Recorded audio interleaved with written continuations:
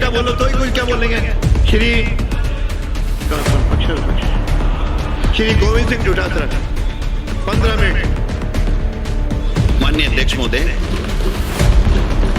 पेयजल के ऊपर कायदे से तो डिमांड आती, हम लोग पूरे दिन चर्चा करते तो और ज्यादा सार्थक चर्चा हो सकती थी और सरकार को और ज्यादा निर्णय लेने में सहूलियत होती, लेकिन चूंकि बीएससी का ये निर्णय था, लेकिन आज आपने ये व्यवस्था दी है माननीय अध्यक्ष महोदय, इसके लिए मैं धन्यवाद देना चाहता हूं कि बिजली और पानी के ऊपर आप चर्चा करा रहे हैं। मैं एक ही निवेदन करना चाहता हूं, जब सरकार बनी, कोई भी सरकार बनी, आज बीजेपी की बनी, कल कांग्रेस की बनी, लेकिन हमारा जो टाइम पीरियड है वो दिसंबर के अंदर हमारे राजस्थान में सरकार का गठन होता है। जब दिसंबर में सरकार का गठन होता है तो सबसे पहला काम अगर किसी सरकार को करना होता है तो मार्च, अप्रैल, मई, जून, जुलाई गर्मी आती हैं और उस गर्मियों में पेयजल की व्यवस्था कैसे होगी, इस बात की व्यवस्था करनी चाहिए। मैं ये निवेदन करना चाहता हूं आपके माध्यम से मंत्री महोदय को, और मुख्यमंत्री जी सदन में नहीं हैं, लेकिन इनको कंटीजेंसी प्लान बनाना चाहिए था और कंटीजेंसी प्लान बना करके उसके बाद में उसकी स्वीकृतियां जारी करते, उसके टेंडर प्रक्रिया पूरा करते, क्योंकि इनको सबको पता था कि आने वाले 3 महीने बाद में आचार संहिता लोकसभा की लगने वाली है, लेकिन सरकार के द्वारा कोई कंटीजेंसी प्लान नहीं बनाया गया, कोई मीटिंग मुख्यमंत्री जी ने नहीं ली जलदाय विभाग की, कोई आगे के गर्मियों में क्या व्यवस्था होनी चाहिए ये व्यवस्था नहीं की गई, और उल्टा माननीय स्पीकर, माननीय सभापति जी, उल्टा ये हुआ, भैया मैं बोल लूं, उल्टा ये किया कि सरकार ने, वित्त विभाग ने एक आदेश निकाल दिया कि जितने भी ट्यूबवेल, जितने भी टंकी, जितने भी हैंडपंप, जितने स्वीकृत हैं, वो जितने भी स्वीकृति हैं वो वहीं के वहीं रोक दिए जाए। अगर टेंडर हो गए तो टेंडर रोक दिए जाए, अगर वर्क ऑर्डर हो गए तो वर्क ऑर्डर रोक दिए जाए। आज भी वो आदेश प्रभावी है। ये कांग्रेस और बीजेपी या सत्ता या प्रतिपक्ष की बात नहीं है, आज की तारीख में भी सरकार उस ऑर्डर को वापस नहीं ले सकी है, और नहीं लेने से आज पानी के लिए त्राहिमाम है। गर्मियों में जो पानी की स्थिति हुई है आज भी चल रही है। माननीय सभापति महोदय, पूरा का पूरा राजस्थान इससे परेशान है, बहुत बड़ी विकट स्थिति है। और दूसरी तरफ माननीय मंत्री महोदय, आपने यहां सदन में खड़े होकर 19 जुलाई को यह कहा कि जल जीवन मिशन का हमारा जो सरकार की तरफ से, केंद्र सरकार की तरफ से था, वो हमारा मार्च में पूरा हो गया। अब हम प्रयास कर रहे हैं जाकर के कि इसको दोबारा हमको इसकी स्वीकृति मिले। तो आपके पास जल जीवन मिशन में भी काम करने के लिए नहीं है, आपके पास पानी का जो पैसा, नई योजनाएं आप कब स्वीकृत कर रहे हो, बजट में कुछ लेकर के आए हो, ये कब होंगी कब नहीं होंगी, बड़ी बड़ी परियोजनाएं हैं, 12 महीने, 2 साल, 4 साल, 5 साल, 7 साल भी लग सकते हैं। तो ये जो आदेश है ये सबसे पहले आज मंत्री महोदय कम से कम आप बात करके मुख्यमंत्री जी से, या आप सक्षम है तो आप ये ऑर्डर तो वापिस निकलवाओ। हजारों ट्यूबवेल, टंकी, जीएलआर उसके लिए पढ़े, आपकी स्वीकृति के लिए पढ़े कि भाई टेंडर हो गए लेकिन आगे काम नहीं हुआ। तीसरी मैं कहना चाहता हूं सर, जल जीवन मिशन का मैंने बताया, जो सरकार की कंटीजेंसी प्लान का मैंने बताया, कोई प्लान हुआ नहीं। टैंकरों की बातें करते हैं लेकिन टैंकरों की कालेबाजारी ये रोक नहीं सके।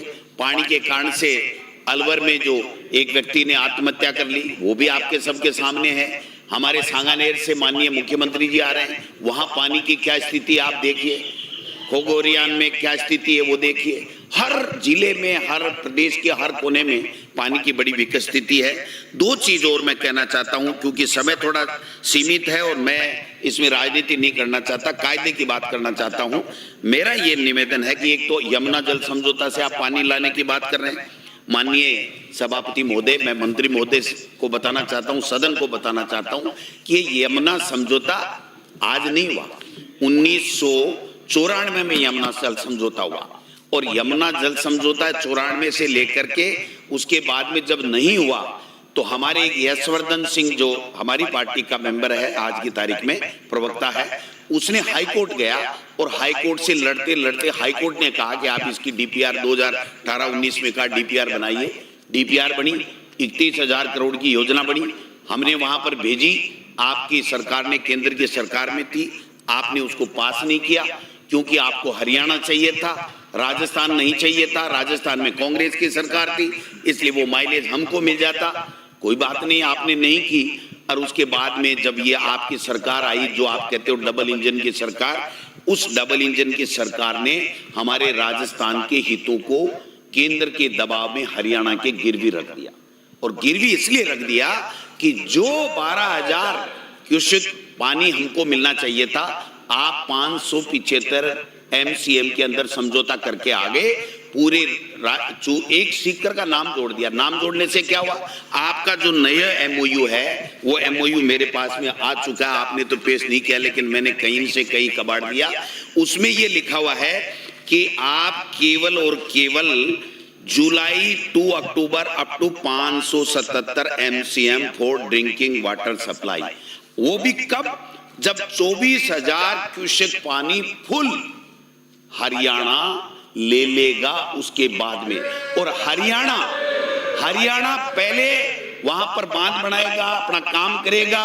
कैपेसिटी 24,000 की उसकी है नहीं, पहले वो अपनी कैपेसिटी पूरी तैयार करेगा और कैपेसिटी होने के बाद में 24,000 क्यूसेक तक तो आपको पानी देगा नहीं। और 24,000 के बाद में अगर ओवरफ्लो हो गया तो बरसात में तो 4 महीने में आपको पानी देगा। आप कौन सी मेज थपथपा रहे थे? कहां से आप मुख्यमंत्री जी होर्डिंग लगवा रहे थे, हमने डबल इंजन की सरकार ने ये कर लिया। मैं सभापति महोदय निवेदन करना चाहता हूं, एक बूंद पानी राजस्थान के चूरू झुंझुनू को नहीं मिलेगी। और अभी माननीय सदस्य भरतपुर से आने वाले कह रहे थे, ये सही कह रहे थे कि इनका हक मार दिया आपने, पूरे राजस्थान का हक मार दिया, 3 जिलों का नाम दे दिया, लेकिन 3 जिलों को एक बूंद पानी आपकी नहीं मिलेगी। ये यमुना जल का सही तथ्य है, वो सदन के सामने मैं ला रहा हूं। ये MOU 2 पेज का है, इसमें लिखा है 4 महीने में DPR बनेगी। 6 महीने हो गए, कहां गई आपकी DPR? आपकी कोई DPR नहीं बनेगी जब तक हरियाणा पूरा अपना इंफ्रास्ट्रक्चर नहीं कर लेगा, जब तक 24,000 क्यूसेक पानी उसको पूरा नहीं मिल जाएगा, तब तक आप सीकर, चूरू, झुंझुनू किसी को भी आप पानी नहीं दे पाएंगे। ये मैं आपसे निवेदन करना चाहता हूं। ये यमुना जल हो गया। ERCP की आप स्थिति बताइए। ERCP का तो और ही बुरा हाल है सर। ERCP में 1 रुपया केंद्र से नहीं लाए, बड़ी बड़ी बातें करते थे, जल संसाधन मंत्री भी थे, प्रधानमंत्री जी 2 बार कह करके चले गए।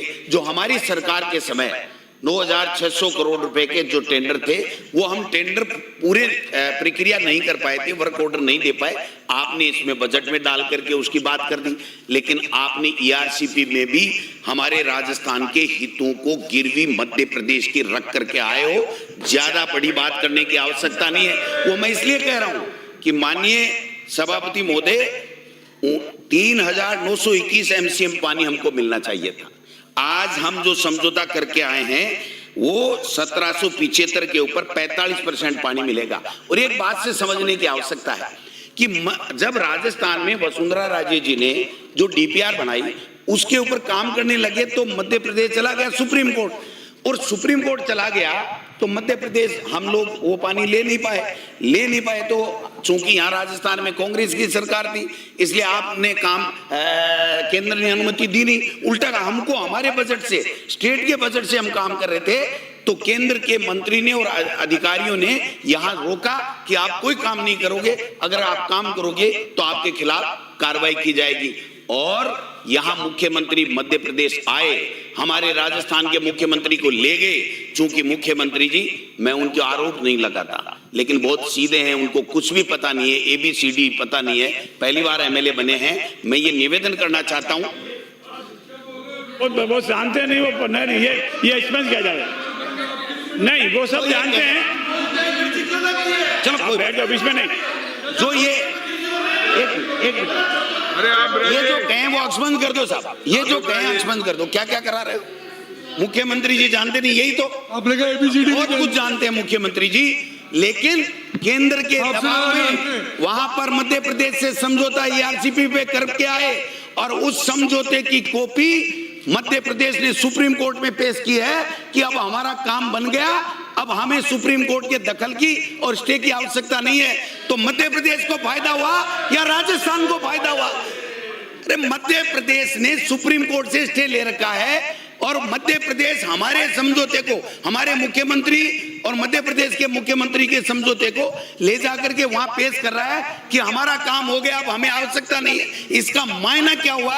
और इसका मायना ये हुआ कि हमें जो ये पीकेसी का मॉडल दिया गया है, ये पीकेसी का मॉडल नहीं है साहब, हमारे यहाँ के लोगों के साथ में अन्याय है, उनका गला घोंटा गया है, उनको पानी किसानों को तो मिलने का सवाल ही नहीं है। मैं निवेदन करना चाहता हूं आपसे कि हमें केवल पीने के लिए 1800 एमसीएम पानी मिनिमम चाहिए। उद्योग बाद की बात है, उसके बाद में सिंचाई की बात है। आप यही 1775 रहे हो, तो मैं निवेदन आपसे करना चाहता हूं कि आप नए जल जीवन मिशन को आगे बढ़वा पा रहे हो, न आप यहाँ सरकार ने रोक लगा रखी उसको आप ठीक नहीं कर पा रहे हो, ने आप बरसात में भी, अब क्या हो गया साहब, बरसात में भी बारिश में भी आप देखिए 700 में से 325 बांध अभी भी खाली हैं, 22 जिलों में से 13 जिलों में सामान्य से कम बरसात है, 742 बांधों के जल स्तर में 40% की गिरावट है और